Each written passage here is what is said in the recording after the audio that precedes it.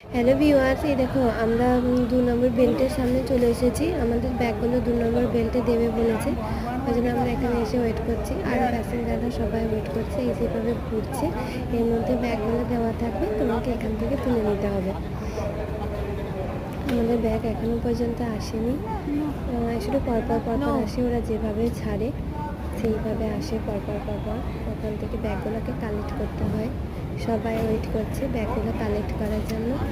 দেখো, এই দেখো, এটাও আমাদের লাগেজ না, সবাই ওয়েট করছে এখানে। এই যে ওইসু, এই যে একজন,